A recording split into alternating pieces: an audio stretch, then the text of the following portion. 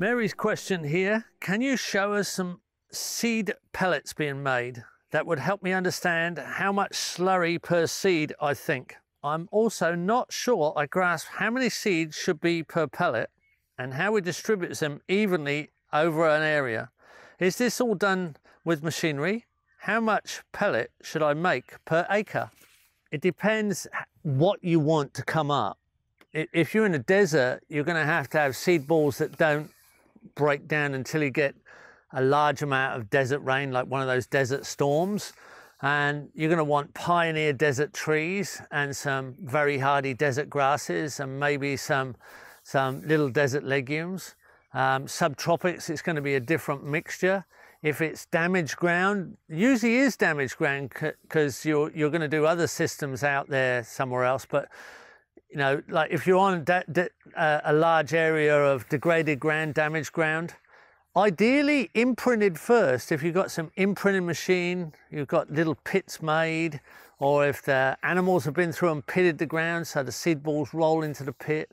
If you're in the desert, you can go over with an imprinting machine and leave lots of little pits.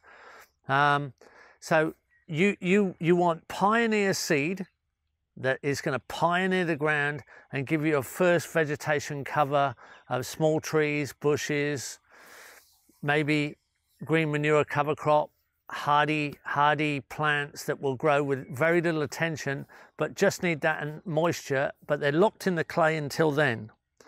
So you need some clay. I've got some pretty damp clay here. I could dampen it up in the bowl a bit, and that'll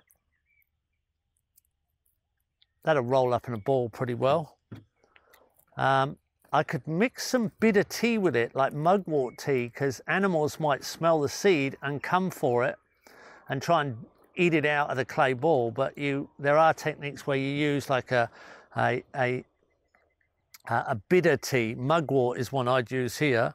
So in here I have a few seeds. The black larger seeds here are cowpea. There's small brown seeds there are a grain sorghum. And there's some very small mullahaya, which is Cocorus oleatorus, a very, very hardy plant. So it's a mixture of three there. I can literally press into it like that, and like you're doing some kind of unusual sugary coated sweet. I can just press them into the clay there. So there I've got the three different seeds. There's no trees here. There's a grain sorghum, which is hardy. There's a salad mallow, mullahaya, which is a hardy leaf crop. And then there's cowpea. And then I can just crunch it up in a ball. Well, one fell out there. I'll put it back in the bowl. Now, you can roll it like that. There's one or two sticking out.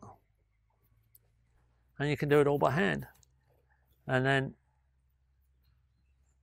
there are machines that people make. You can look it up on YouTube. There are machines that roll them. And you can distribute them by hand. You can literally just throw that out. And if you want one of those every meter, you need 4,000 per acre. If you want 2 per meter, it's 8,000. If you want 10 per meter, it's 40,000 balls. Once that goes hard, it will be like a marble. It's pretty hard now. Once it's gone hard, you could probably, you know, send it out with some kind of dispersant fertilizer spreader. You could catapult them out with catapults. I proposed to the American military when I was working on an army ammunition manufacturing plant in Louisiana that you could use helicopter gunships, right? The same technology that covers a football field with a bullet every 2 inches in 10 seconds could cover a football pitch with a seed ball every 2 inches in 10 seconds as well. You just have to change the sort of bullet. It's a tree planting bullet. You know, we could go across the world and make peace with everybody and bomb the deserts of the poverty-stricken countries with forest. And it could be quite edible forest too. And I think everybody would be friends with a military organization that did that. You know, we'd go out across the world and make war on devastated soil. I actually got some people to listen to that, actually. There's all kinds of military equipment that could deliver that, and all kinds of ground plant in the military that could go out and imprint landscape to receive it too. It'd be a great thing to use. A small part of the military budget would be able to do that. So before we get the next rainstorm, that then sits there until we get the right amount of rain. So you test it by, I'll just make another one quickly. You test it by putting it in some water, and which we don't have to wait very long for here because it's raining again, isn't it? And it looks like a good one, this one. And you just put it in some water until it breaks down. Clay balls, there you go. It couldn't be much easier than that, could it? I'm going to test it in some water. I'm getting wet now.